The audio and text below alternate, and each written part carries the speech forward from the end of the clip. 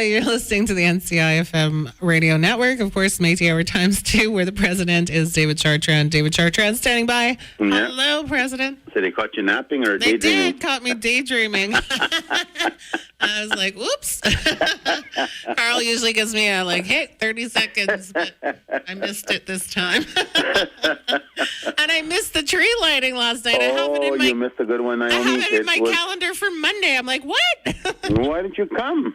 I planned on coming, but I had it in my head for Monday, and then I seen all the pictures last night, and I was like, what? Yeah, it was well attended. It looked great. Beautiful. Oh, it just sparks up the sky in that area. It just really lights up Portage and Main now. So yeah, a lot of people are honking the horns, and it's sharp looking. Anybody who didn't have a chance to see it, go in the late evening and drive through around by Portage and Main. You'll see the big Santa Claus. Santa Claus looks small from the street, but it's 15 feet tall because it's building so high, right? So yeah, but it's really beautiful. They did a superb job, and I think all the staff, the volunteers, everybody got together and make sure. Again, the tree is spectacular. That 36-foot tree it's 35 feet tall and 32 feet wide or something. Oh my goodness! And the family is a Bacon family, so I can take the Bacon family again. So, and after it's all said and done, the tree will be cut up and it'll be delivered to firewood to some of our elders. So, we still have our elder program. Actually, we have. It's such a. I'm quite amazed and I'm quite proud at the same time because I think there's over 300, close to 400 families that are burning firewood now, our elders. Yeah. Yeah, across the province, and it's a big program. And it's a big program, and it's a lot of work because my parents do it as well. And actually, we're looking for more workers, especially a driver. If there's anybody with a power saw experience, that's one of the things we're looking for right now in Winnipeg here. Mm-hmm. You'll do some traveling. You'll have to sometimes go stay in a motel outside of Winnipeg, depending on where. But it's a good job. We pay well, and but at the same time, you get to do a hell of a good deed. Seeing our elders' smiling faces when you deliver the firewood. But we're definitely looking for a power saw man or power saw woman, whoever has the expertise and experience. We do have, of course, in the Northwest, we have the same program, but I think they fill up their positions already, which they were also struggling for a driver to get a driver. So, again, anybody who wants a job in that. And what we're finding, too, is, this program is not designed just to get people that expertise. We're actually training people that have no job skills. Mm-hmm. So it is laborers, a lot of hard labor in it. And you don't go in a forest to cut the trees. They're already cut by 8-footers. You cut them down to, of course, 12. And each of them, specifically, it's not that simplistic, this thing you chop wood or cut it up. So some of the elders got stoves that are 12 inches, 14 inches, 16 inches. Right. So your wood's got to be comparable to their stove. So we have the list of their name. We have the list of their length of wood they want. So, but it's not like, as I said, you're not going in a forest and cutting big trees standing up. These are already cut by already machines. Okay. And so actually it's right. They're just finishing off at Breezy. I think they did 100 homes already in that area. And so they're moving to southeast now, and they'll start delivering and cutting in that area. So they'll stay in a motel probably out there. But again, if anybody's looking for a job, and we're definitely looking to hire more. But as I said, it's a program that actually trains our people to get a skill, build a resume that they had employment, help them at the same time learn a responsibility, making sure you're in time at work, make sure you're at the project site, and all of these things that are responsible when you take on the job. So it's also creating job skills at the same time. So it's a good program. I love it. We created it. I fought for years to protect it. Canada was trying to cut it off years ago, saying it's not of no value, but it is a value because a lot of people actually leave from there and they go back to school or else they take on a different career path. So, but they already got the basics of being responsible, controlling their own money, their paychecks, their budgets, et cetera, et cetera. They learn a lot. So it's a good opportunity for anybody that's out there. So let me finish off the birthdays quickly here so I can go on to some of the reporting, and I'll start off with the report of last night. But happy birthdays going out to Taylor Goodon. That's, of course, Will Goodon. Oh. And so, yeah, she's a smarty, that one. She's in university. Yeah. And she's celebrating her birthday, and her brother is going to be a doctor. Actually, he's going to be a cancer doctor. Nice. Hunter Goodon, and I'm very, very proud of him. And Will and Kelly are so proud. Their children are both well-educated. Yeah. And but what touches me the most about their son is that he had cancer when he was young. Mm-hmm. I think it was about probably 7 years old, 5 to 7 years I old when he got remember diagnosed. that. Yeah. Yeah, and then so there was expectation he might not make it. Eventually, prayers and doctor support and everything else, he ended up surviving. And he went to university. He was scoring in the A pluses, the I-90s and 100s, and he pursued to being a doctor. Now I think he's doing his practical now, and he's going to dedicate himself to child cancer. That's great. I know. I'm so proud of him. So, but again, happy birthday to Taylor. It's your time, not Hunter's. Happy birthday to 21st to Justin Langan also. His 25th birthday. He's the Métis youth from the Northwest, and he's celebrating his birthday December 15th. Happy birthday is also 88 birthdays going on to Lauren Conway. That's Sharon Pronto's father. So we're celebrating his birthday on Friday, December 16th. So also there's a congratulations. He phoned me this morning or didn't remind me not to forget Jean and Margaret Chaboyer. They're having their 61st wedding anniversary on December 12th. That's tomorrow. So happy, again, Jean and Margaret's 61st birthday. So they're almost they're older than you. Getting be careful there. Well, 61. I'm telling you, they're under 61. Yeah, way under. They're wedding. I'm 1 year above them, so I was born 1 year when they got married. So good for them. Right. Anyways, going back to last night. Last night again was well attended. Anita Neville is her first duty of the Red River Métis, and I'm sure she'll have many more to come. And I had a chance to go visit her a couple of days before. She invited me to the Lieutenant Governor's house, and we had a good chat.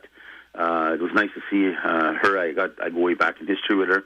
I know her very, very well, and I'm good friendship with her, in fact, and her daughter.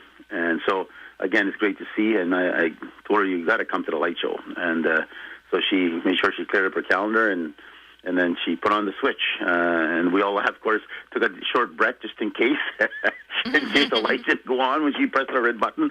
But it turned out very well. We had a lot of dignitaries there, so I'm very proud of that. We had Squires there. She was representing the Premier. Premier couldn't make it. She sent her regrets.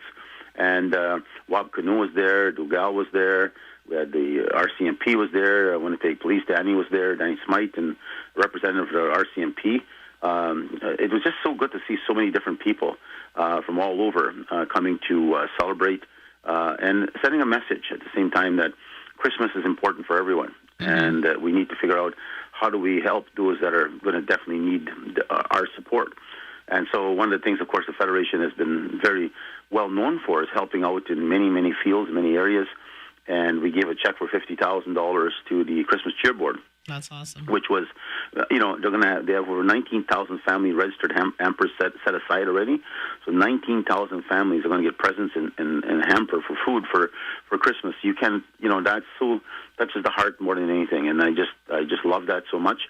Like my wife and I, we do one. It's anonymous. We don't tell the family, but we do our own. And then we have a group at the Federation that does for other families through Child and Family. So.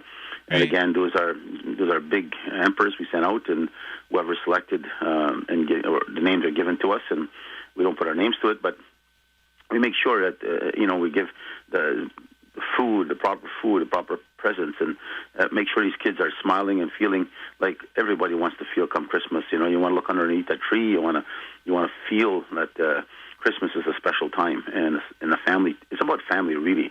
Family, and not just your father and mother, your grandma and grandma. It's about your community. It's about you and your people. So I was very, very, as I said, very proud to see so many people there.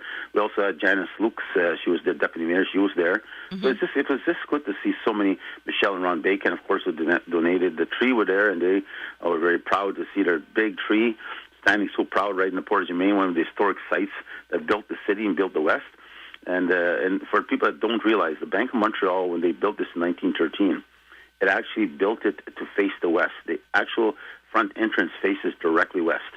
And so it was a message to opening up the west.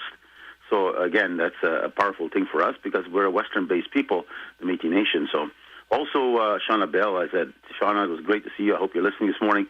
It was great to see her there and give her that check for $50,000 and thank her personally from our cabinet and from the Métis people across our homeland and the Métis Nation and Red River saying thank you very much. And I know it's $50,000 doesn't solve all your problems, but it gives you a good head start and helps you with the challenges you do face. We made a commitment one day, and I've had some affluent supporters behind me on this. working in partnership. We're looking at trying to buy a building one day for the Christmas cheer board. Because they don't have a building. They actually borrow and beg and steal to try to have a place to do all their work they need to do. And it takes a lot of time. You can not 1 month. They have to do months and months in preparation before of raising the money and raising the presents and the food. But they never have a building. And so we've been trying. We came close to McPhillips. We were looking at a building that came up there. And so by the time we got the team together, somebody bought it. But I'm still looking, and MMF wants to do our part to help out the Christmas cheer board to stay permanently so they have a permanent home. Because, every year it's between 19, when Kai Madison was around, it was 22,000, 20,000, 19,000. So it's always in that range where they help so many families make sure that Christmas is in their house too. So again, from our side, that's very important to our culture and to the Métis people. So, and then, of course, I take off from here on tomorrow. I'm off to Dauphin, and Dauphin, of course, is having a grand opening tomorrow of their new office space, and that's, I think, the biggest office space now in Dauphin alone, the city of Dauphin. So kudos to Francis and as the vice president, and Richard Janai, and of course Peter Fleming, who's a new one, and Porky John Pronto was there before.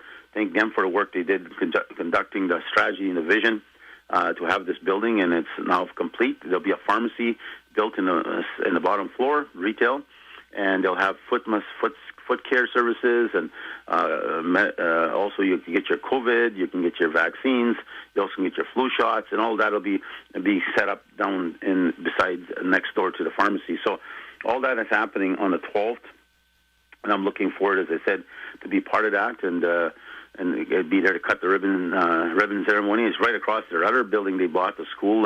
When my brother was alive at the time he was vice president, they bought that school, and they turned it into a office facility. And right beside it, they have a brand new daycare center. Brand new, and I think it takes, I think it's 45 or 60 kids. It's a big, beautiful daycare center. That's amazing. But one of the things I'm spreading this message out to our people out there. We're still seeking those that are interested in the career as being a childcare worker, and we fund our Métis students who go to school. And it's a 2-year course, 18 months to 2 years, and following that, you're guaranteed a job. Because we built 7 daycare centers already, and that altogether that's 325 spaces, brand new space, or 360 spaces. That's awesome, exactly. Needed. Oh, it's definitely needed. We need more than that. They need thousands. But we're doing our part to hit and make a dent into that. So we want to build 6 more or 9 more. But with that, we need employees. So we need childcare workers. So even right now, out of the 300-something, we're filling up close to 300 children in there right now. And the vacancy that's in some of them spaces, they're brand new, that's why, too. But the point is, they're short childcare workers. And so you have to have a ratio to having so much childcare workers to children. So people want a career in that. If you're listening, and especially grandparents you're listening, or parents, talk to your children. Say, look, here's an opportunity to take a career on and have a full-time job for the rest of your life. So, and then you become probably the next candidate till you become a first-time home buyer. So if you look at the first-time home buyer report I got this morning, we remember I reported it was about probably 3 months ago, 704 houses so far were bought by our families. Métis families. Now it's 756 already. Oh, that's awesome. Winnipeg, 434 families bought their houses. Southeast, 103 families bought their houses. Southwest, 76. Interlake region, 70 families bought their houses. Northwest, 44 bought their houses. The Paw, 16, and Thompson, 13. So I'm just so proud of this program. This is such a powerful, powerful program, because it actually starts the head start for the next generation, that their parents are buying their houses now. MMF is doing our part. They have that stability, growing up. Growing up, then you have a permanent home. At the same time, when your parents decide maybe to move into a condo or retire or move back to the community and where they come from, then the house is an asset. You can start from your life now forward with a head start in life. So it's very, very, very, very important. So again, that's a powerful thing. It creates about 350 jobs overall, the purchasing of all these homes throughout, because there's so many interactions with real estate agents, bankers, and our staff, and there's a lot of interaction that happens to get this thing done. But I'm so proud that we're 756 Métis homeowners in Manitoba now that bought their homes because of this first-time home buyer program. So now, if you're a child care worker, you start a career, what do you want to do? You want to buy a house. well, we'll be there to help give you the down payment to go buy your house. So, so again, there's just the beginning of such a big head start. Now it leads to the next part of where we're starting to change different things, and this is something I talked about last night when the lights were being switched on. I talked about this is the time of the season. Indigenous people, First Nation included, this is the time of year usually they'd be really pumped up because they'd be selling their fur. And this time is the season where it was so vital. The trappers made sure they had extra money to buy all the needs they wanted for Christmas, all the children's toys and the turkey and all the other supplements, and maybe spruce up the house a little bit because so many people come together in our community as Métis and First Nation. We always have big family gatherings. But this is the time of the season that a lot of our trappers would be selling their fur. And, of course, they kill a fur industry years ago, these Greenpeace or whatever you'll call them, that were against anti-fur and destroyed and not worrying about what happened economically to our people, the damage they caused. They just went back to most of the United States and in Canada, they went back to their suburban world, back to their cities and didn't supplement new jobs for us or replace the revenue we lost, because now those kids, those families struggle this time of the season trying to make sure they have the turkey, they have the food, they have the presents. So everybody wants to do so much for their kids come Christmas time. So we're back at it. So actually, I'm going to give you some dates if people are listening. Okay. December 17th, we will be out in Thompson, 2 to 4 p.m. buying fur. December 18th, we'll be in DePaul at 9 to 2 p.m. 9 to 12, buying fur in DePaul. December 18th, we're in Swan River. That evening, I don't know how they're going to get from point A to point B. Well, I guess so they can. 3:30 to 5:30, they'll be buying fur in Swan River. December 19th, and they're in Dauphin from 9 to 12 buying fur. December 19th in Brandon, 3:30 to 6 o'clock buying fur. And December 21st, they're in St. Laurent, 10 to 1 p.m. buying fur. And December 22nd, they'll be in St. Malo, 10 a.m. to 1 p.m. buying fur. So that's his name is Jason White. He's the new director that we hired at the Red River Métis Fur Company.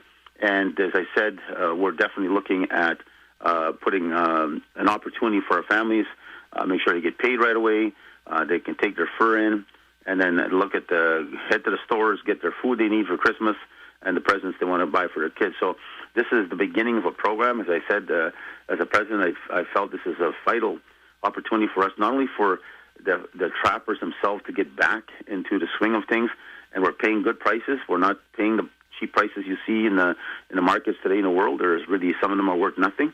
We're paying way above that, just to incentivize our trappers, and also we even give grants to trappers that are going to go back into the field, their trap lines, etc. So be prepared out there if you want to buy. But it's also for artisans, and we actually had a good response we got from Twitter. I think Twitter or Facebook, one of the damn things. I don't really know much. I don't have Facebook, nor do I have Twitter. But they had 1 cent. An artisan wrote a short message to us at the MMF, saying how proud she was of the Federation, that we're trying to get the fur industry, trapping our culture back into the swing of things, and because it's part of who we are. And she said, as an artisan, I can't wait to do my part, to buy the leather, to buy the fur, to do whatever I can to help myself as an artisan for my beading and so forth, and my hard work, but at the same time helping our culture and our trappers and our families. So I'm so proud of that. We're also going to be buying pelts like moose and elk, deer.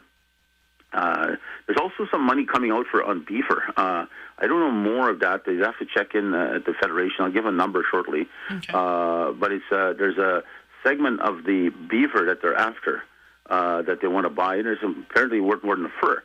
So they're also buying casters, I think it was called. Yeah, casters. So they're looking at buying that. So if you're trapping, don't just take the fur. Check up our website, get a hold of the Federation. They're looking for beaver tails and also casters. Of course, it's not our artisans. I'm talking about the industry is looking for that, not us. Right. But there's money to be made on the beaver pelt itself from us, but at the same time selling the casters and the beaver tails that we'll probably purchase and then sell back on your behalf. So again, it's a great opportunity. So we're paying, I think, 25% above the market value on a lot of our purchases. So as I said, I'll give our people an opportunity to see that the trapping is still something we can keep alive. Yeah. And if nobody else wants it, we know we want it. and people eventually would want to take note of it because, as I said, you just mentioned you were at a fair this morning. The market, the indigenous market, Yeah, and I think one of the ladies you mentioned, I bought beaver mitts from her, beautiful beaver mitts in the paw when I was down there. So and they're beautiful. I wore them already once in an event, cultural event here, and they're expensive, but they're worth it. You got to remember the amount of hours our artisans take to make them. Yeah, and when we forget that sometimes, don't think you just go buy a beaver mitt somewhere else. Unless they're fake and they're not real, then of course they're going to be cheap. Yeah. But these are a lot of days and sometimes weeks and months are put into making one product. So I will not hesitate to try to pay good prices to make sure we help our artisans. So, but if you want to find out about selling your fur, get your pen handy if you're listening at home right now. If not, you can check the Federation website and you'll probably get the number there at mmf.mb.ca. But here's the phone number. So if people are listening, 431 336 0465. I want to repeat it again. 431 336 0465. So I gave you the dates where they're going to be in Thompson, they're going to be in DePaul, Dauphin, Swan River, all the way to St. Malo and Interlake, et cetera, et cetera. So get out there. They'll buy your fur to get you the money in your pocket, and you can go out and do that. So this is something big, and I want to thank retired Grand Chief Métis sent me a text and saying kudos on what I'm doing on the fur trade, trying to redevelop it, and he wishes the best of success on our fur endeavor on getting the fur industry back into the marketplace. So again, I'm looking forward to that as being part of a ongoing growth and strategy of the Federation. So overall, next week I'm in Ottawa. Of course, there's a Liberal Christmas party happening, and I'll be there for that. And I'm going to be meeting some ministers I want to speak to. There's some of the things I'm actually looking at is in immigration, looking at trying to bring executives of some senior expertise from around the world to come and work with us. Yeah. As we evolve and develop, we need the best minds around us. And if we have to shop from outside to get some of that expertise, most businesses in the world do that. And they're very successful in doing it. So we're looking at those opportunities. But I'm also going to be, of course, looking for the Prime Minister. I'll be searching him through that Christmas crowd and get to him and remind him about the land claims. I want to get that resolved as quickly as possible. And he promised that this would be resolved this particular term. And so 2024 is the next election. I want to get this resolved before. Now, as I said on the show, so there's other people trying to come in now. We did all the carrying, all the lifting, all the fighting. 32 years we're in a court, and now you have people like President of Alberta, Audrey Patra, President from Saskatchewan. They're trying to now come in saying they want to have a right to Section 31 land claims money. So they were never there, didn't put a penny into it, but now they want to say, well, no, I want part of that. You're not. They're not going to get a part of that. The Métis Red River citizens, wherever they live, we're going to get a part of that, and we're going to support our people no matter where they live. So. But when you start looking at it from that context, you have Congress of Aboriginal People here. Past President Ernie Blais was the chief now there. Yeah. He's looking at trying to get into it now. He wants to have a say over it, and they're not going to have it. And I've had to fight them in court. I will. It's just unbelievable that after all the hard work of so many politicians and myself, I've spent the entire beginning when I took over in 1997. This case was sitting dead on a shelf. Yeah. And there was $3,000 debt, $300,000 debt to it. The lawyers weren't paid. The case was not moving. And we found a way. And the late Albert Chartrand, who was the Visitor of Finance, he worked hard in trying to find us the money, and we did. And I got the case back into the court. It took me 25 years of my life there, and we won. And we are going to do great things for our people. Just imagine the things we're doing now, Naomi. Yeah. Imagine what we're going to do if we have billions in the bank. Right. We're going to change the life of our people like you've never seen before in history. So, exactly. And again, we're building houses. The apartment will start to be built in Selkirk. We're moving on the strategy on, of course, the Roxy Lanes we bought in Winnipeg. We're anticipating we'll start working on that apartment. And then housing, of course, is coming up. There's also some rental space available in Eugenie and St. Boniface. That is going to be complete, I believe, this month, all 6 apartments. And so that's going to be beautiful. It's a sexplex, and we're still doing construction. We're also going to be building in St. George, if people are listening out there. We bought beautiful land in St. George for the municipality, and we're going to be building out in that particular area. It's a big Métis population there. I didn't know how big it was in the context of it's however spread out. But there was a lot of damage done to the Métis there by the hydro at one time, too. There 6 dams were built there, Pointe de Bois and so forth, and they flooded that area. And that's a lot of our Métis farmers and business people and just families that lost their homes, and that's something I'm still looking at to figure out. I also have some good news for our trappers on the Summerberry. Not that there's money. I don't want people to go on saying, "Oh, Dave said there's money for Summerberry again." No, in the settlement we had with Summerberry, there was it was structured in a way that the living trapper would get the $20,000 or 14, I think. 20. I'm sorry, 20 is the number. 14 was the first one. 20,000, and then after that, if they were no longer there, we found then the children would divide equally. That was the plan, and it worked very well right across the province of Manitoba. Right. But we have not found many that have passed away, probably had no kids, and so the money's sitting in the bank. Okay. So I've sat down with the president of Hydro, President Gaywell, and I want to thank her publicly, and I'll thank her more in the radio shows to give an update with the status of that program. But there was surplus sitting there, because MMF doesn't touch it. Yeah. We distribute it, we manage it.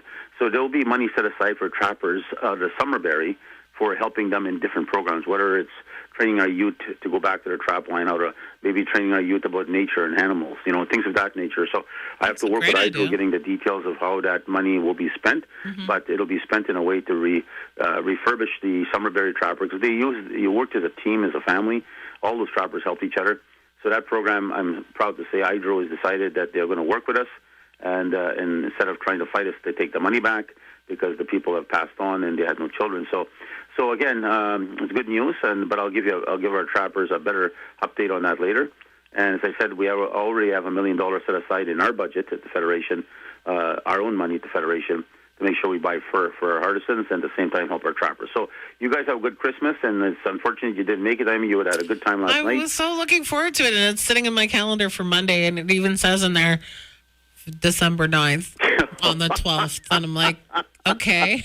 You're just trying to cheat your age. You want to start changing the years when you're going to be born. Oh, my goodness. I'm like, okay. So, yeah, I'm really sad I did miss it. But it looks amazing. But you'll drive by there for sure. Oh, yeah, definitely. Make a special trip to drive there at night. And, there was so many people that posted about all the pictures and video and everything. And, oh, my gosh, it looks amazing. Nice. I got Lloyd Vermillion phone me. He couldn't make it. He apologized, but he saw it on TV. Mike Birch gave me a text. I don't know where he is. He's somewhere up in the north, maybe in Winnipeg, but he watched it on TV. He was very proud of it. And so, again, it was a live streaming from MMF, and CTV was there. I think CTV for coming down. Yeah. APTN was there also. I want to thank APTN for showing up. And but again, it was a great event, and something I'm very, very proud as the president that it was a dream we had, and I saw an opportunity, and I jumped in there with 2 feet and was able to win the opportunity to buy the building for the Métis people. That's great. And there's many great things more coming. So I did hear the Santa Claus Parade is going to be airing on CTV on Christmas Eve. I was upset about that thing. Yeah, I know. I honestly, truly, because Derek Danielson's got four kids, and they always come to visit here, and I have my grandkids. I thought, well, maybe we'll go see and it's kind of cold, and so I thought, should we? No, watch it on TV. Let's watch it on TV. We'll have sort of food, and we'll watch it, and we'll see the Métis float that, of course, Alfred Anderson, Bucky worked on, and it wasn't on. We looked at every channel. Even Don Roulette came over. We had some food out, and thought we'd all sit there and watch the parade, and there was nothing. I was upset. Yeah. Look for it. I said, it's got to be. You can't. This is the damn first parade we're seeing in a long time. Yeah. So, but they didn't have it. So if it's on at Christmas, to get everybody a chance to watch it, and then I think all the musicians, by the way, last night, it was great to see so many of them fiddling and performing and dancing. It was just great to see the feet were moving last night. I tell you that and it's such a loud sound in the Bank of Montreal because it's all marble. When they're dancing, right. Richard there was kicking the heels back and forth. I tell you, he was flying. So, but it was a great night for everyone. So I'm sad. I want to thank everybody for being there again, and especially the volunteers and everybody making it happen, and the team at the office. They do such a great job, and it's about pride for me. It's about pride of what we do, that we contribute to, not only this non-Indigenous, the Métis, First Nations, we also contribute to making this place, Manitoba and Winnipeg, a proud place. So, again, condolences to those that lost loved ones, those that are struggling and hurting. I know the pain's out there, so our prayers go out to you. And as I said in my speech yesterday, this Christmas, as usual, you'll sit around the table will be packed, there'll be a plate there, but there'll be an empty chair this year on some of the families. So yeah, our prayers did you go out to the hear families. Urbane passed away as well? Oh wow! So Yeah. just sad to hear when they leave. But I guess only one person makes that decision, and when your time comes, there's no getting away from it. Yeah. And but at Christmas time, it's always hard on the families. This is a really hard time for people. So again, take care, everybody. Have a Merry Christmas, and I know you're going to find a way. And as I said last night, let's make sure that every kid has a present. And if you have elders in your community that have no family, maybe, or limited family, or family that don't live there no more, make sure you just take a plate, like Glorian does back home. When I get to Duck Bay and she cooks a meal, she goes dropping it off on some of the elders that we always make sure to get their meals. Some have now passed on, and but we always took food to their house at Christmas or New Year's. And so when it just is such an important time frame for everybody. New Year's was a time you go into a house, you sat down, you're fed right away. There's no questions about it. And let's get back to that culture. We're all together as one family, one community, one nation. Take care, everybody, and we'll talk to you. Merry Christmas, Dave, all. one more thing. Yeah. Selkirk Red River Métis Local is having a crib tournament tomorrow. Just saying. You guys are lucky I'm going to Dawson. You guys would have been my pets anyway. Okay, well, don't send your daughter either, because she's good too. I know, she takes after me.